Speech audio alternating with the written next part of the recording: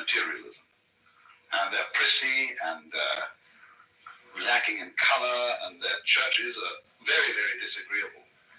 They're all reading desks, and they're too bookish, and they have no ritual, no ceremonies, no verve, you see? It's all cerebral. And likewise, when people get the wrong idea about Hinduism or Buddhism, they go into the same ultra-mysticism. They start disbelieving in all material pleasures as crutches. And it's very bad to have crutches, you see. You shouldn't take aspirin when you've got a headache. You shouldn't wear glasses. You shouldn't show dependence on anything. You mustn't like your food too much, because that's becoming gluttonous. So you eat very plain food, which is not spiced, and you eat it out of a sense of duty. That is to keep the body functioning. You drink only water, because other drinks might cause certain dependencies and give you too much pleasure. And because the idea is, you see, you've got to control your mind and keep it absolutely calm and still so that you are not dependent on matter. And that's altogether the wrong approach, because, it is a game you can play. It's one of these possible things. You can play the Jehovah's Witness game, you can play the three-seated the Spirit Baptist game. All these are various things which you could play, just as you can take up a hobby for bridge or fishing or something like that.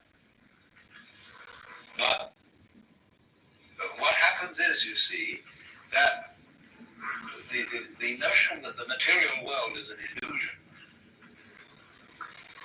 is turned into a judgment of value. If it's an illusion, therefore it's bad. I ought not to be under this illusion.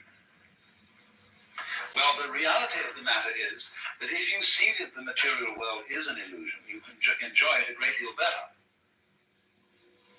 than if you think it isn't.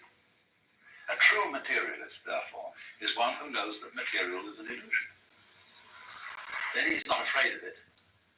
Then he can enter into the dance of material with real zest. Because you see, if you're a false and a fake materialist, what's happened? You borrowed money to buy yourself a Cadillac, an impressive house, a ranch style with a picture window and a patio and a swimming pool, and you bought a lot of stock, and you somehow wangled the money and borrowed it, and you keep lying awake nights wondering if you're going to make the payments.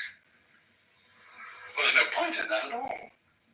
But how can you possibly enjoy all this jazz? That's the kind of jazz you want to enjoy. You've got to worry about whether you pay for it or not. And you get hopelessly involved, you get commitments here, commitments there, and finally you have a nervous breakdown and shoot yourself.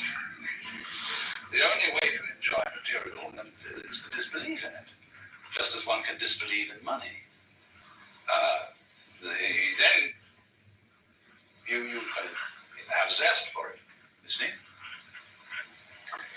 Otherwise, it's much better to be poor. If you have no taste for this kind of life and no real interest in it, but feel that somehow you ought to have it for status reasons, much better to stay poor. Not have any of that stuff at all. So, then this is the important thing I'm trying to say. Material is an illusion, but a great illusion.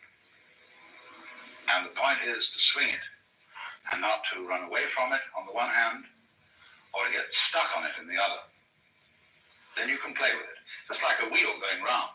If the wheel is too loose on the axle, it wobbles all over the place. If it's too tight, it won't revolve. But you kind of sit loose, you see, to this thing. Not too loose, though. Now, in what way, then, is the material world an illusion? Well, we know a lot about this now from our physics. And we know that what we call solidity is force, contained force.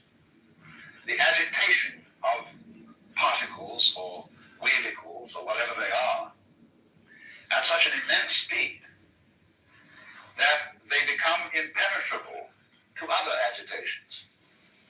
So that when I put my foot on the floor, the reason it doesn't go through the floor